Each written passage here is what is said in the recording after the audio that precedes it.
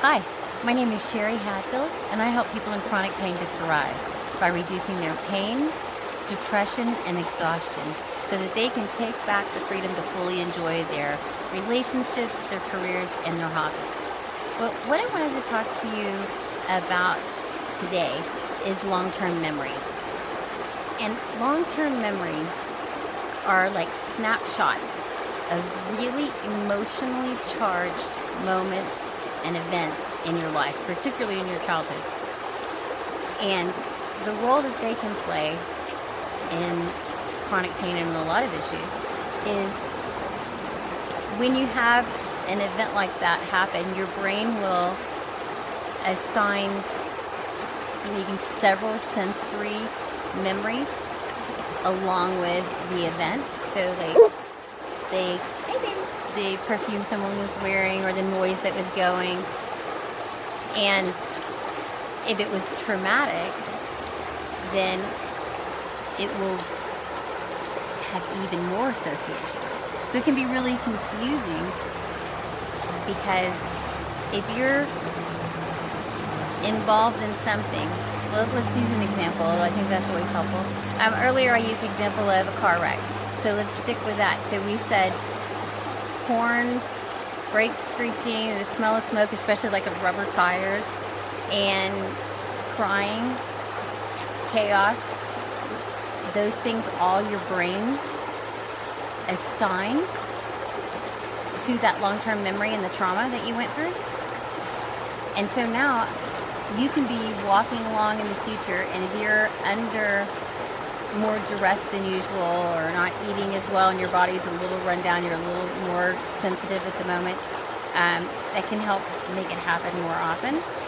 But you can have one of those things, like the person's cologne that they were wearing at the scene. Oh, we decided to do the horn, sorry. So you could be walking along and hear a bunch of car horns, and maybe it's at a football game, tailgate party, so it's for fun. But if all the horns going off may all of a sudden for you no longer be fun, you get anxious, you get this chemical dump in your body that makes you uncomfortable, anxious, cranky, and your cognitive skills are not sharp. So that situation can make it where throughout your lifetime you have a bunch of these long-term memories that are trauma related, that are just, you have a lot of long-term memories that are good memories. So your first birthday party, when you first got a puppy, those things can have really deep, sweet meanings. Something when you accomplished something that you really cared about. So you have good ones too. It's just in this situation, we're talking about what causes chronic pain to stay, or what can make someone more likely to get in chronic pain, and then what can we go back and work on, and has been successful in reducing chronic pain. So you have the long-term memories, and I think it was Joe Dispenza. I've read a book, I've done a course, I've watched videos, so I'm not sure exactly where it was in his material. But he said something when I was still in chronic pain, when I was first starting to get attuned to all of this. He said something about long-term memories that people, because it's a release of the same chemicals that happens at the time of memory,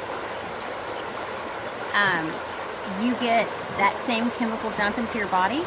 And let's say you're living in chronic pain right now, so you have very little energy, and people will use their old heightened memories, think back on them because they're mad about something, and think back on it, and then you get that chemical dump. And even though it's not a good feeling, it's energy. It gives you, like when you get angry and you get that, bring it on, you get that energy feeling. You can get slightly addicted to that as a way of energizing your life when you've gotten into a bad situation like that. And I thought that was really fascinating because I could see that those things had happened in my life, and I didn't remember making any decisions except for to keep going, keep trying, and always thought I was doing the best and the right thing. But after years of chronic pain or chronic illness, you've had a lot go on that you're working your way through, and you're full of chemicals. It can be really difficult to reason your way through situations, and I know I didn't make the same decisions then that I would make now. And I'm proud of myself for making through it, but that's just a fact. All right, so here was the other part of the Joe Dispenza thing that I remember. I thought it was really interesting. He also said that people, here's the way those memories triggering you can have an impact on you. So something happens and it triggers you, and you think back on an old memory and you get pissed about it. And that pissed feeling, when you lean into it a little bit, is what you call a mood. Several days later, you're still in a mood that, and you'll own that pissed me off, and I'm still thinking about it. So you stay in the mood. If it lasts for weeks to months, it becomes a temperament. And if it lasts years, it becomes a personality trait. So being triggered by old memories, if you lean into it, because that's just where you are at the time, can have really profound and negative impacts on you. And so the good news is, knowing that, we use things to reframe it, let the air out, and fix those. Because again, a lot of these memories were from 0 to 6.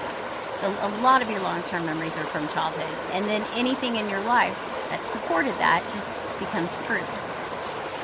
All right, well, thank you so much. I appreciate you listening. I'm at one of my favorite places for walking my dog, and try to show it to you.